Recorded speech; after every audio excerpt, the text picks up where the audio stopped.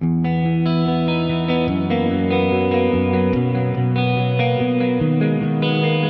po! Good morning! Welcome to Wario Lesson Channel. So today's video ay mag-continue na po kami paggawa ng bahay ng manok. Ilalagay na po namin ngayon ang mga poste, tapos magbuhos po kami ng simento, tsaka pa po ilagay po namin ang chicken fence wire. I am very excited kung ano po ang maging resulta po nito. Si Sylvester po pala ay wala, ay nasa school po siya. Ngayon po ay Monday. We are hoping po pagbalik ni Sylvester after school, matapos po namin ngayon. Ito na po yung simento.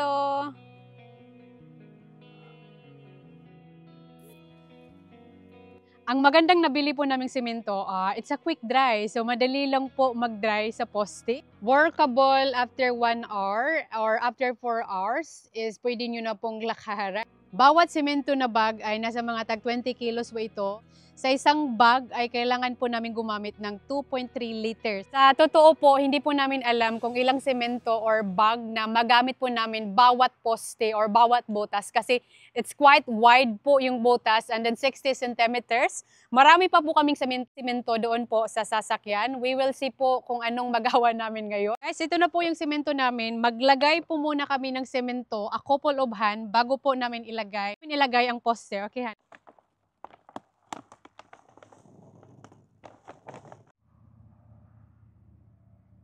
And now, Dave, ilalagay niya na po yung semento. Okay, honey? Both side. Lahat po ito. Malaki yung butas, kaya we will need lots of cement. Baka 2 bag.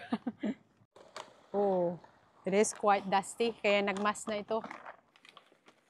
Mix po natin para mag-level.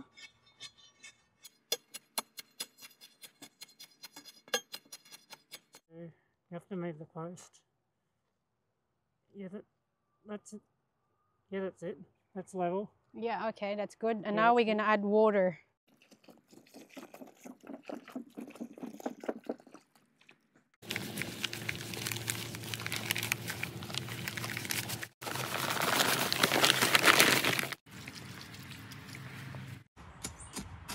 Naglagay na po tayo ng tubig. I believe kusa lang po talaga yan bababa sa ilalim. And then magdadry lang po ito. Sa pangalawang na po tayo butas. Lagay muna tayo first ng semento. 2 centimeters.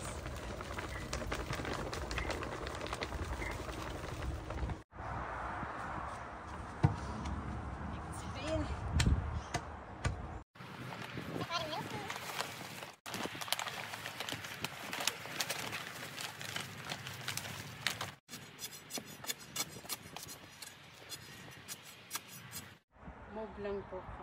Alright, that's good. Yeah, that's good. And Okay. the other side. Other side. Yeah. Yeah, that should be Yeah, right. that should.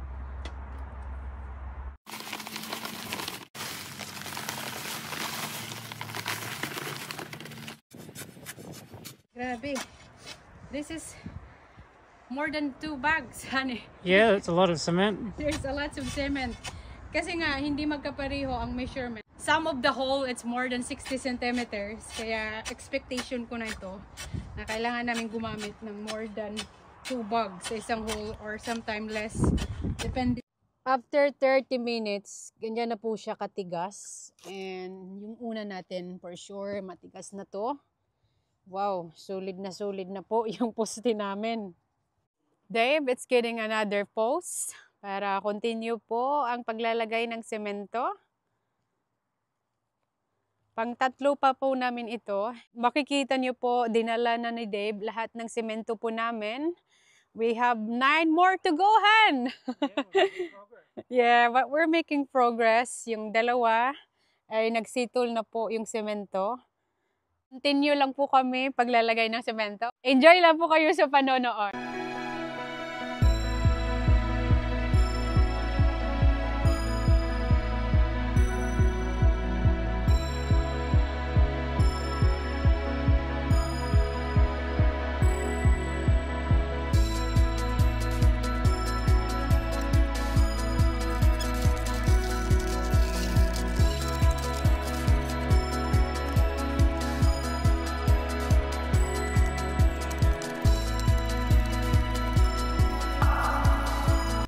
Grabe guys, ang bilis lang tingnan dahil naka-speed up. Actually, I'm so happy, pang-apat na po kami na poste. We are very progressing. Madali lang tingnan sa video pero syempre grabe. Sobrang ma-effort po siya. Actually, first time ko po talagang gawin ang mga ito po, mag-construct. Never ko po itong ginawa, kaya medyo po ako kinakabahan or kami ni Deb, just in case baka magkamali po kami. Pero it doesn't look like it. I think we're doing alright. Ito na po guys.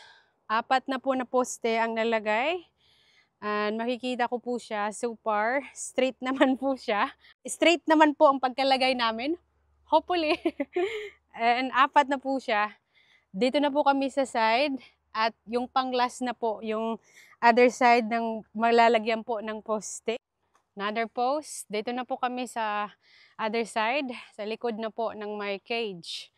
1, 2, 3, 4, 5, 6, 7, 8 to go na lang po.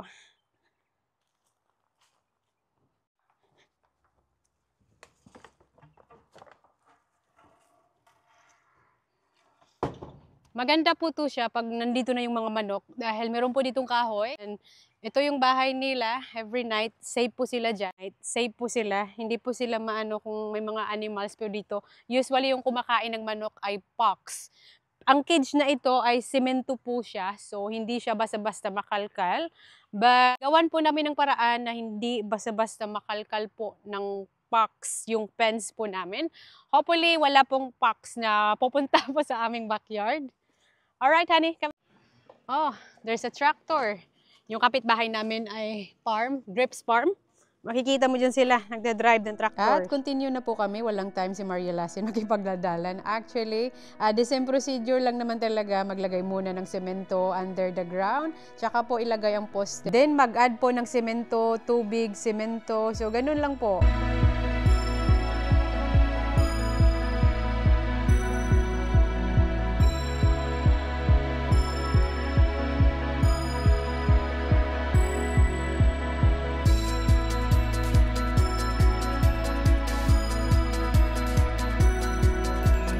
I'm very glad wala po si Sylvester. Saturday po kami nag-start po talaga, nagbutas.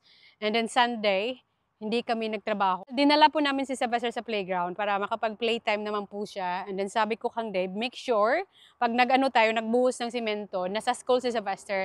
Otherwise, alam ko si Sylvester, mahilig po talaga mag-involving to us. Gustong-gusto yung tumulong and yung dust ay hindi po maganda sa ating lungs. Hindi na po ako nagsuot ng mask kasi si Dave naman talaga ang naglalagay ng ng semento. Sa taas lang ako. Tagahawak po ako ng haligi. Pero yes, definitely I will recommend mag-mask po kayo and medyo may sugat po ako kaunti. Ay.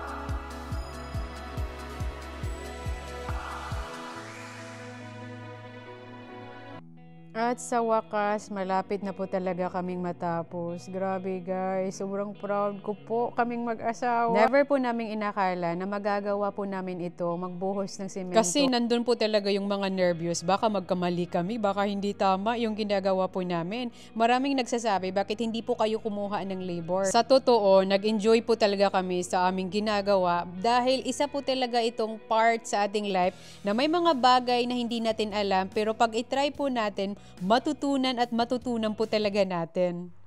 And finally, nalagay na po lahat ng poste.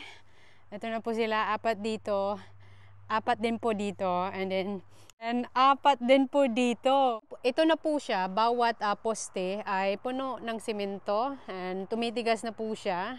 Sa kabila, same din po. Grabe, ang bilis lang talaga ng semento na ito mag-dry. Kita niyo po.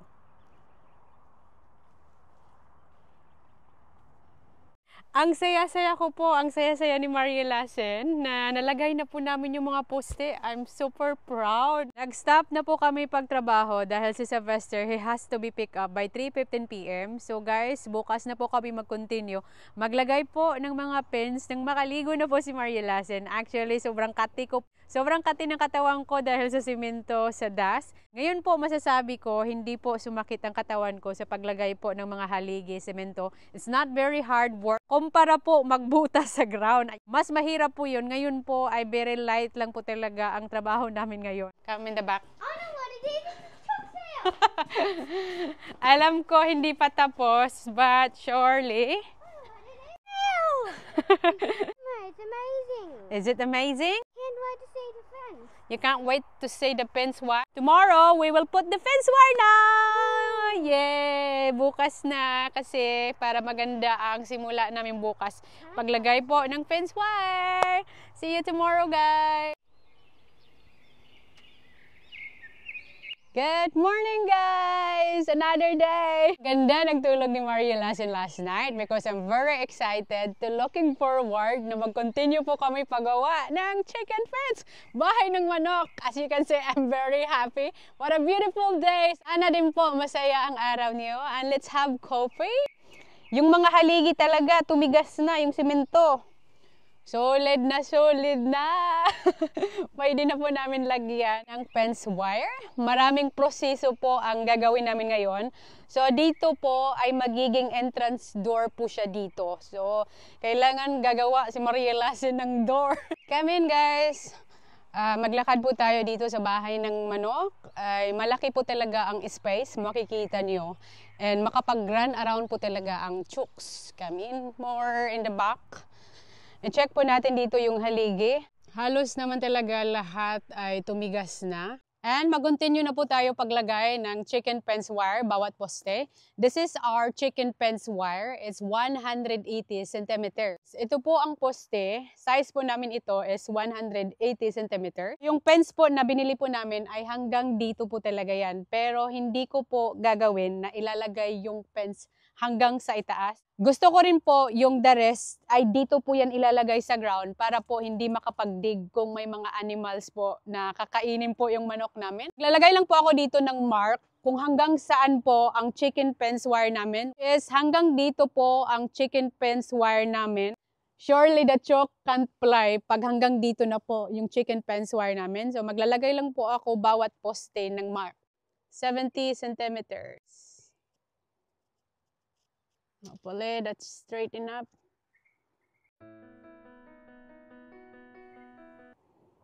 This is actually taller than the other one. I have to measure it. How many centimeters? Oh, it's 1900.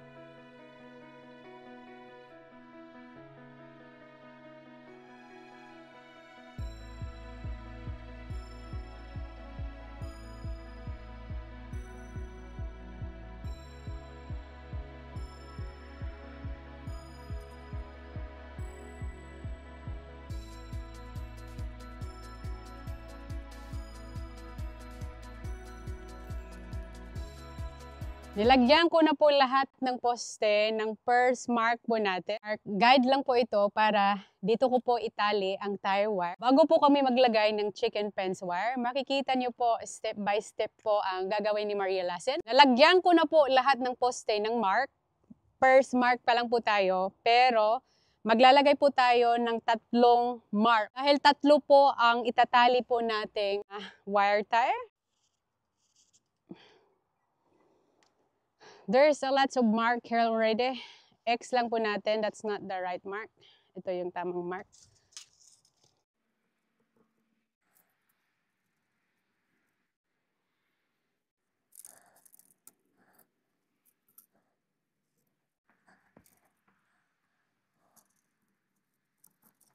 wala nang arte-arte. Hindi po perfect yung mga linya po talaga na marking ko. Pero okay lang. Gagamit na lang din po tayo ng mga imagination para mag-guide po natin.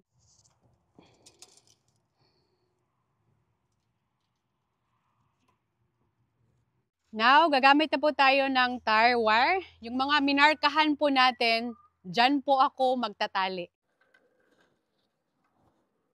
Ito na po siya. It's a bit tight. Cut lang po natin itong the rest. Gagamit po tayo ng staple para po ito siyang langsang nail pero it's bend. Dito po ito natin ilalagay para mag-hold po talaga. Secure po siya, hindi po ito magmo-move pag nalagay na po natin ang fence wire dahil naglagay po tayo ng staple. Mag-continue po tayo all the way at the end.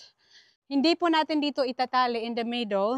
Dito lang po natin i-continue at the end.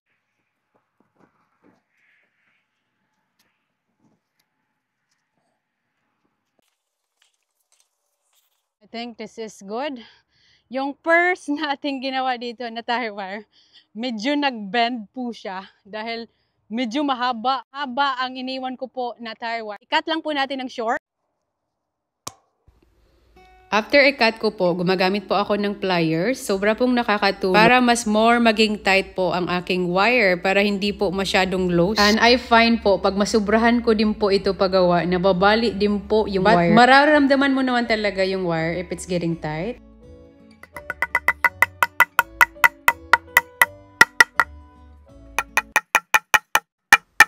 At sa pangalawa na po tayo, same process lang po kung ano yung ginawa ko kanina, kung paano ko po siya tinali, and then gagamit po ako ng pliers. Naglagay po ako ng staple sa front and extra lang po ito, naglagay po ako sa likod just to be sure po talaga na hindi po matanggal ang wire.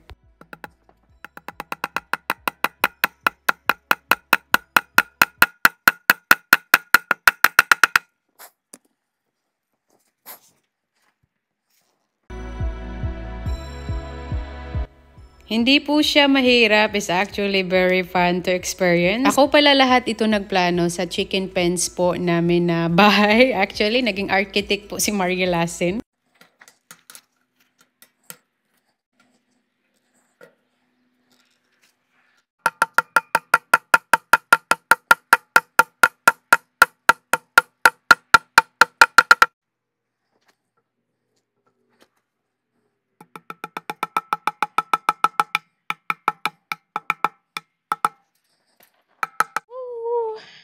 Pangalawa na, pang-last at the bottom, and all the way to the other side, the same lang po ang gagawin natin.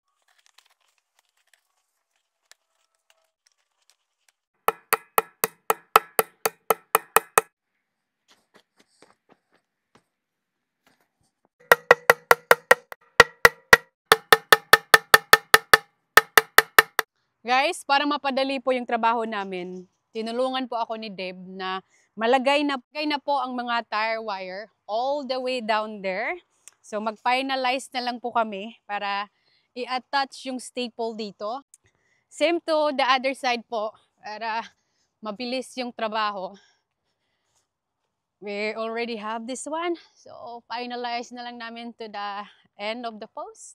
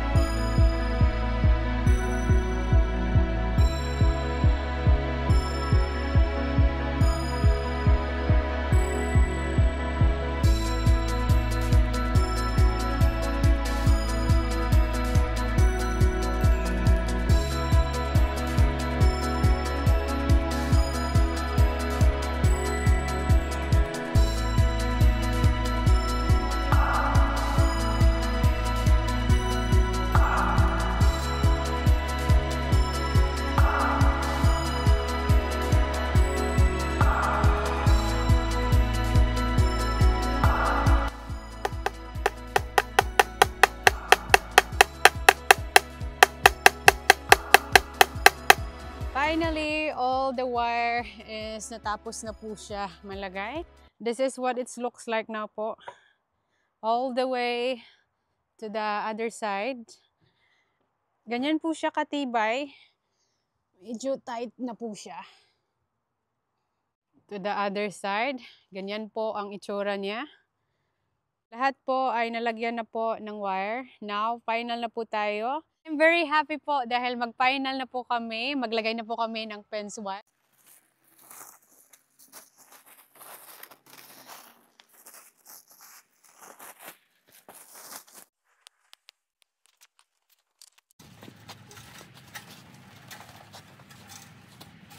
Make sure po natin sa ibaba na meron po dyan fence wire. In case po na meron pong animals gustong magkalkal, at least meron po tayo dyang wire. Ngayon po, para mag-hold po itong wire, gagamit po tayo ng staple gun. Pretty much guys, staple lang po kayo ng staple hanggang maramdaman nyo po na strong na po siya. So dahil sa manok, fence lang naman ito guys. Hindi naman siguro ganun katibay yung manok na matanggal nila ito.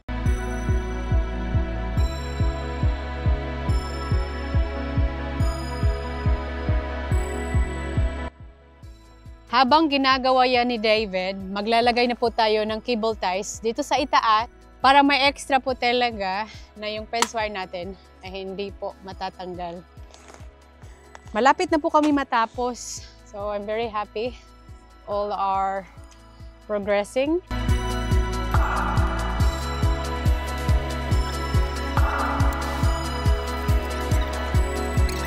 So you put this one here.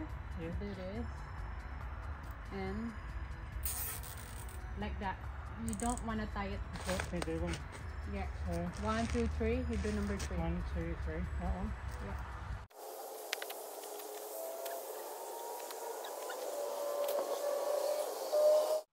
Makikita po natin still a bit low. So, ang gagawin po natin, ang second poste, dito po tayo ulit maglagay ng staple. And it should help po ang chicken fence wire natin para po mag-tie. Sometimes you notice Dave is not around because Dave sometimes he has to go to hardware. Nauubusan po kami ng mga tools. Pabalik-balik po talaga si Dave. So while wala dito si Dave, ako continue lang po talaga sa trabaho.